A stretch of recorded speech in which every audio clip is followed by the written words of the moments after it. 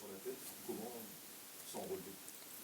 En restant positif et puis en regardant ce qui n'a pas été et surtout ne pas baisser les bras après ce type de période-là. C'est surtout voilà, de rester optimiste, de rester positif et puis tout donner pour n'avoir aucun regret à la fin. Qu'est-ce qui n'a pas été aujourd'hui, justement?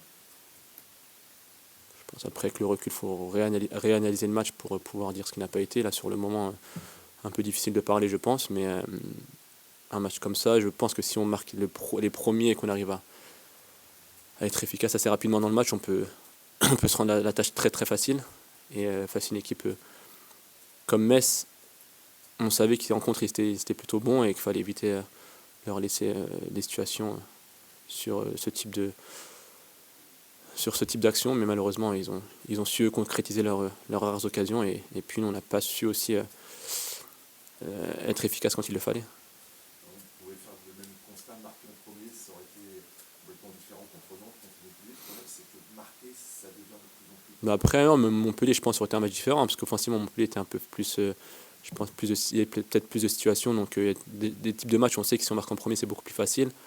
Là, aujourd'hui, c'était peut-être le cas, mais après les autres matchs, c'était pas forcément. Les types d'adversaires étaient différents. Et puis après, bon, je pense, comme la fin de saison un peu dernière, c'est comme ça, il y a des situations, des périodes où il faut rester.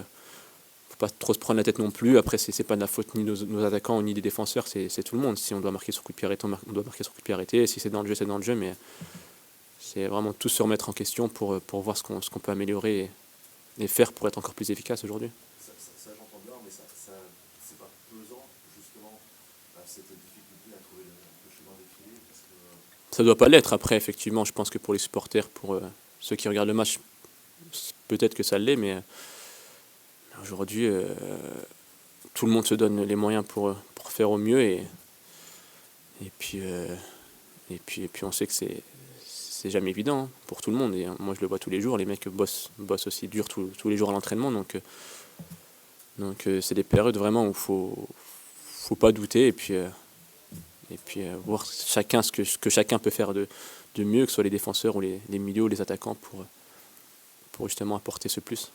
on en parlait juste avant, on faisait des projections sur le calendrier des uns et des autres sur les 4 dernières journées.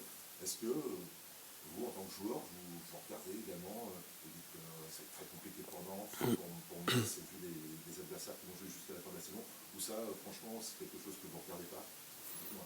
Chacun c'est à son mode de fonctionnement. Après, personnellement, c'est surtout voilà, de tout donner, là, de tout donner, ne rien calculer pour ne pas avoir de regrets à la fin de saison.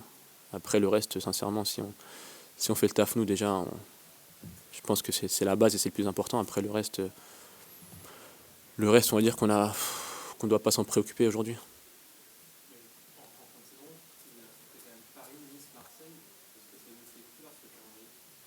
Non. Non, après, si on a peur, je pense qu'on peut arrêter de jouer dès maintenant. Après,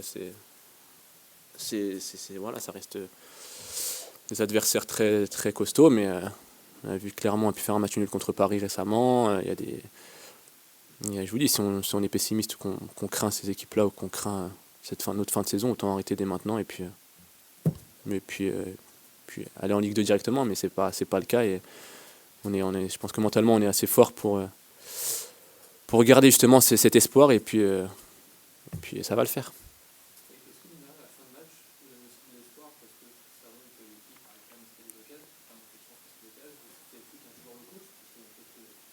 Deux, pardon, j'ai pas entendu la fin. Oui, bah oui, c'est pour ça.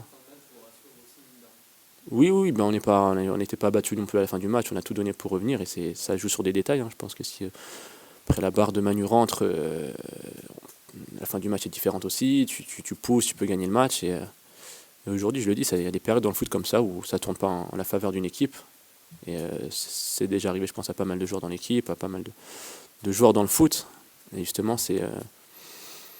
le plus important comme ça, c'est de pas trop cogiter et rester dans l'esprit qu'on a su avoir la fin de saison dernière et durant cette saison où justement on a toujours été dans notre objectif de maintien et Ça devient difficile, mais c'est notre objectif premier cette saison, c'était le maintien. Donc aujourd'hui, il n'y a pas non plus trop de questions à se poser. On sait qu'on est à peu près où on s'était fixé en début de saison, qu'on allait jouer le maintien. Donc voilà, c'est de rester positif et à améliorer ce qu'on a amélioré. Et puis pas jouer petit bras, vraiment tout donner pour n'avoir vraiment aucun regret à la fin de cette saison. Ce serait dommage de partir, de finir cette saison avec des regrets, de dire pourquoi j'aurais dû faire ci, j'aurais dû faire ça. Et là, je pense que chacun dans le vestiaire va prendre ses responsabilités d'ici la fin de saison.